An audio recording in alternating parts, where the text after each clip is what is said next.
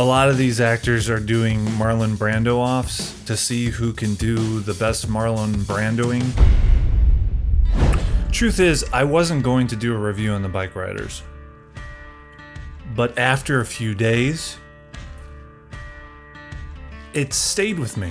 I love doing impressions. You'll probably hear a couple during this impromptu view. So with the Bikeriders, it's the story of the beginnings of a biker club in the Midwest on the outskirts of Chicago. It's supposed to be, but we'll get into that. And it's told through the narration from the perspective of a character named Kathy, based off of a real person. This is the way I like to phrase this movie. It's not based on a true story. It's based on true characters. Jeff Nichols is creating a facsimile of a lot of the dialogue from interviews that were recorded in the 60s. And yet, he doesn't include a lot of details such as that Kathy had 3 kids when she met Benny in the biker club. When he was 19, she was 25 or 26. That's a lot. What I really enjoyed about this film is the tone that it gets across. It brings us back in a time that is believable to the 60s and the 70s without being overbearing about it. It's all done through visuals. It doesn't try to drum up the nostalgia with music of the time. It doesn't do any of that stereotypical kind of tropey stuff. It's all done through visuals, and I really appreciated that. It did that very well. Other side of the coin here, there's an issue with the locality. First off, I am from the Chicago area. I lived in the suburbs, and I also lived in Logan Square. And just look outside and, it's a shitty neighborhood, but, at least it's a neighborhood.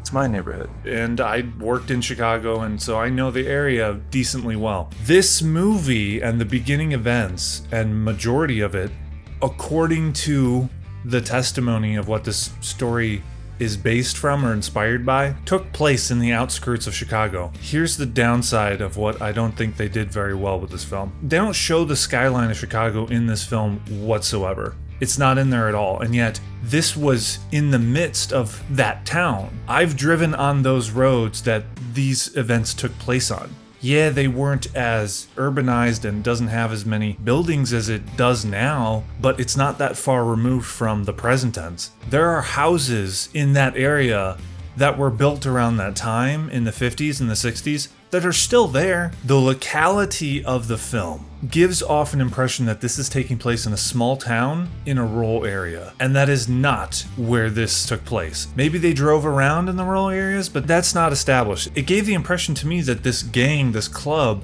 was traveling around the Midwest and didn't just stay in one area. There's a lot of dedication in the film when it comes to the book, the Danny Lyons book, and the interviews that he did at the time.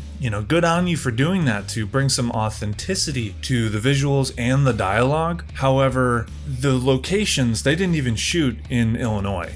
They shot in Ohio and Kentucky, apparently. They do a good job in terms of some of the suburban areas looking akin to the Chicago suburbs. Kathy's house, for example. That house looks like it could be, in the Chicagoland area. However, there are specific types of architecture that have been around in Chicago for more than half a century. I didn't get a lot of that familiarity from the architecture in this movie.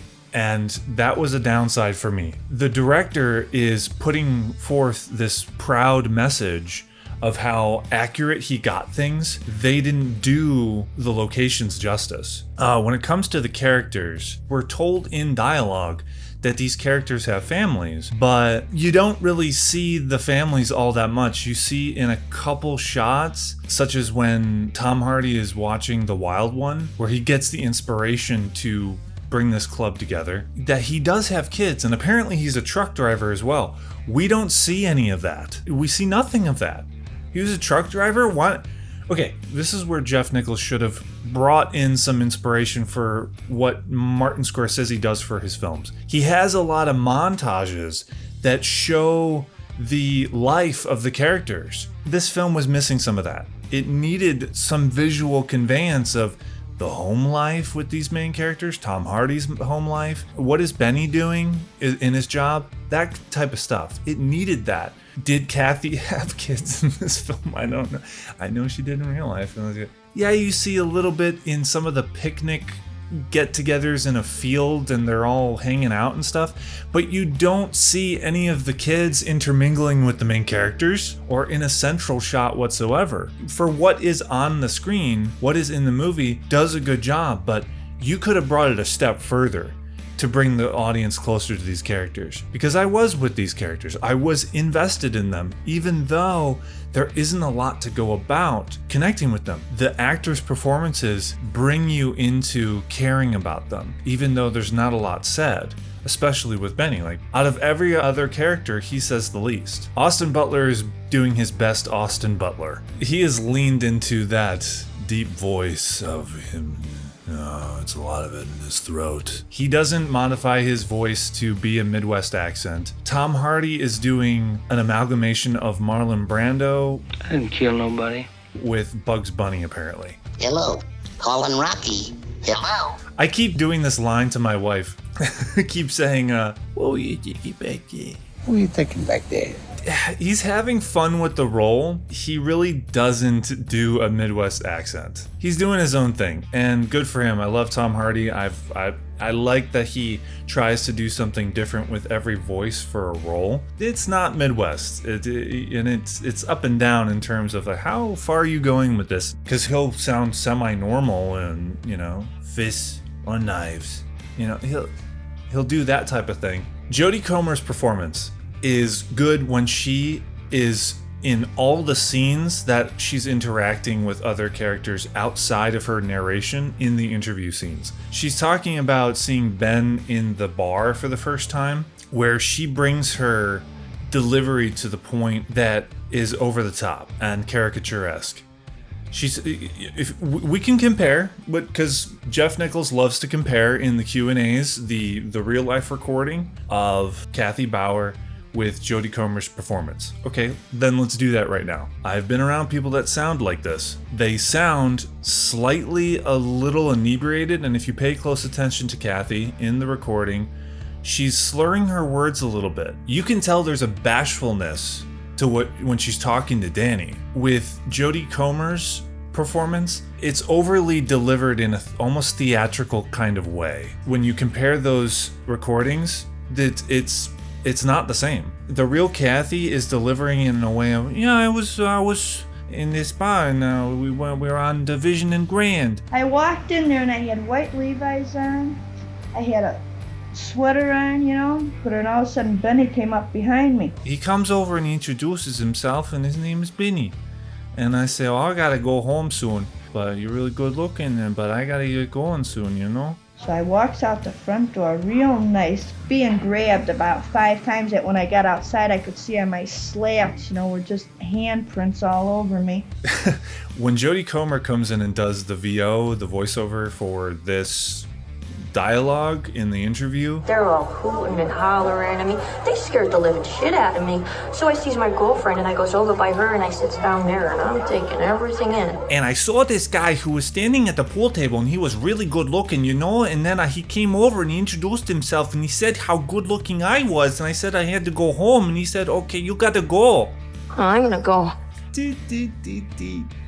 Tone it down. And that's when I seen Benny. She's from another country, all right? So I give her props for being able to do as much as she did. And like I said, she is good. I really like her in the scenes outside of those interview moments, because I think she does tone it down. She's more natural when she's not doing monologues. And listen, I understand how difficult it is to do monologues. It's a lot easier to do a scene when you're interacting off of somebody. The whole scene's weight is not on your shoulders.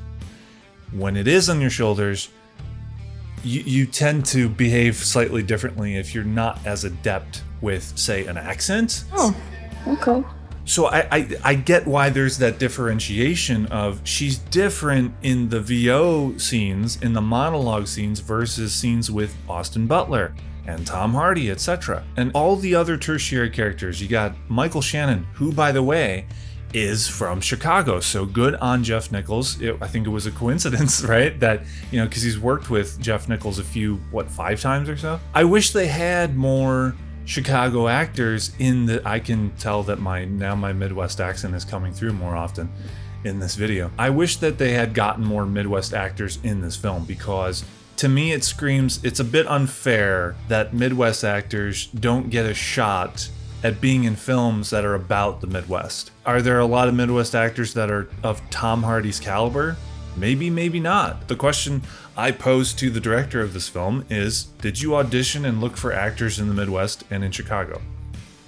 So when it comes to the story of the film, other people have mentioned this, it is not a gang versus gang film. This is not West Side Story meets The Wild One. This is The Wild One meets Dazed and Confused, or Everybody Wants Some. It's Richard Linklater-esque because there are a lot of scenes of these guys just hanging out, shooting the shit. If you don't want to see a movie that's about bikers from the 60s, talking about their lives, talking about being in a gang and motorcycles and girls and drinking and smoking, you're probably not going to enjoy this movie. By the third act, it does pick up. And this is where the film hooked me in terms of, I really appreciate this film because of the themes that are delved into. I wasn't sure how it was going to play out, but I really did appreciate the message that this film puts out. It is a masculine film, even though it's told through the perspective of a woman. It's a woman that appreciates that lifestyle and she's integrating herself into. She marries Ben in the movie. We don't see that happen. There's another example of something that's off screen we don't see. We don't see her get married. We don't see Benny interacting with her 3 kids. I'm honestly not sure if this character has kids. Maybe I was too distracted, and I'll tell you why I was too distracted. I was in this screening, and it was a promo screening for this film. Had critics in it, and then some promo for getting some Harley Davidson people in. Actual bike riders. For some reason, the guys in this screening felt it okay, and I think it's part of their personality, to clear their throats every 5 minutes, snort, and every few minutes. Shut the fuck up, man. Like, you shut up! There was a person over here clearing his throat like crazy all the time. There was another guy, he was probably eating popcorn, who was doing that a lot. The guys next to him, mind you, again, these are bikers. They're talking throughout the film, chiming back and forth about the scenes, doing a little commentary. Not too loud, but loud enough where it's pretty inconsiderate to the rest of the audience. And then spattered throughout this audience, in a mixture of the regular audience, the critics, and the bikers, people are coughing up a storm. I felt like, I even said during the screening, is this a hospital? Like, there are so many people coughing during this screening. I'm not worried about getting sick. My issue is the distraction. I was distracted by all these noises going around. I have something called misophonia. You can look it up. If I'm watching a scene on the screen and somebody's clearing their throat, my eyes will dart, my attention will dart over to that noise. Because it's not supposed to be playing during the soundtrack of the movie. Of course it's not. That is to say, all that distraction, it didn't ruin the film for me, thankfully. And I was paying attention. There are scenes that should have been in the film, such as seeing Kathy and Benny get married. It was a weakness in the film where you're not shown visuals of things that are apparently happening off screen. And maybe it had something to do with the budget. It needed to be in here. It needed to be in here. Another thing that is not shown, there's a revenge portion of this when Benny gets attacked by some guys that want him to take off his jacket. He gets seriously injured on his ankle. Johnny comes back with the rest of the guys to this bar that it happened at, and he asks the manager to give him the information of the 2 men who roughed him up, who attacked Benny. We see the bar go up in fucking flames, but we don't see Johnny and the bikers go to find those guys that actually attacked Benny. Why? Why? Let's see it. I want to see it. Okay, so the thing that I wanted to say about the third act of the film and how it plays out, how it ends, and how heartfelt it becomes in a subtle way. It's not overly sappy and sentimental. No. The thing I love about the Bikeriders is that it has these strong themes that really hit home in the third act about loyalty and principles and honor. I'll hold off on how it plays out for those who haven't seen it yet, but it shows what happens when a good thing gets corrupted, when outside forces, even if they're young, can come in and corrupt something. And that's what I really loved about it. I'm gonna give you the rundown. In the theater, the audience they were laughing. They were laughing like it was a comedy for the first, half or 45 minutes of this movie. And then by the midway point, started to get more serious. And it needed to. This movie is a drama, but could have fooled me. The beginning of the film in the theater, it could have been a straight up comedy because the audience were laughing a storm. Most of the film is a hangout film. The through line of it is the relationship between Kathy, Benny, and Johnny. Everything else around it is kind of anecdotal. When they're dealing with the bikes and they're in their club and all that, that's where you spend the time. Jeff Nichols apparently didn't want to spend time outside of that. I think that was a mistake because this movie is about character. It's not so much about story. And I love the themes. That's one of the reasons why I really like the film, is the conveyance of those themes and how important they are. And so in that way, I do recommend it. Yeah. What I really loved about it is that it was shot on film, and you can tell. I could tell that this film is shot on film, and it looks fucking great.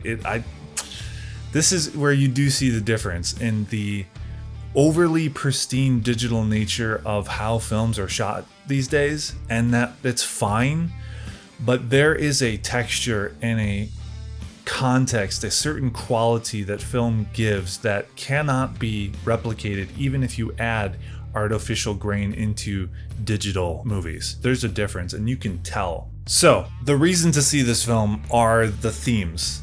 Yeah. And that's what I'll leave it on. What were you thinking back there?